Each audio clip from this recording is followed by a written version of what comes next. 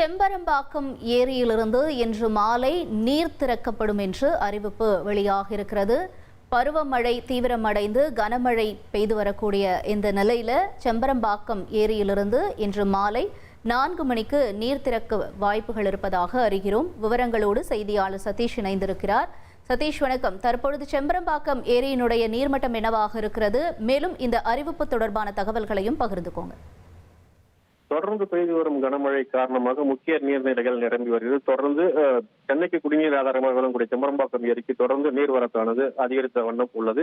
இன்று காலையில் 700 கனஅடி நீர் வந்து கொண்டிருந்தது. தற்போது மழையின் தாக்கம் மற்றும் கிருஷ்ணா நதி நீரின் வருகையால் 1000 கனஅடிக்கு மேல் அதிகரித்துள்ளது. இதனால் செம்பரம்பாக்கம் ஏரியின் நீர்மட்டம் மொத்த கொள்ளளவில் 24 அடியில் தற்போது 21 அடியை எட்டும் நிலையில் உள்ளது.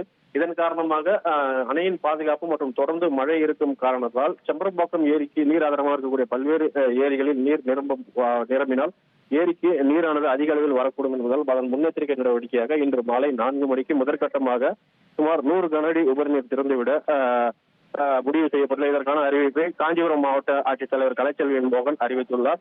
இதற்காக பொதுப்பணித்துறை அதிகாரிகள் செம்பரம்பாக்கம் ஏரியிலிருந்து உபரிநீர் திறந்தக்கூடிய பணிகளை ஆயத்த பணிகளில் ஈடுபட்டு வருகின்றனர்.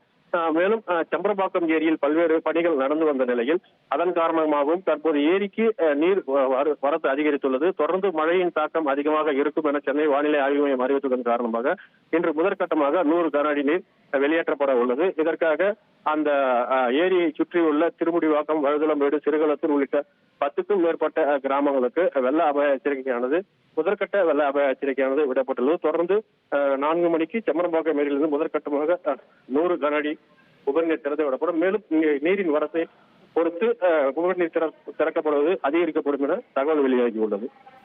தகவல்களுக்கு நன்றி சதீஷ்.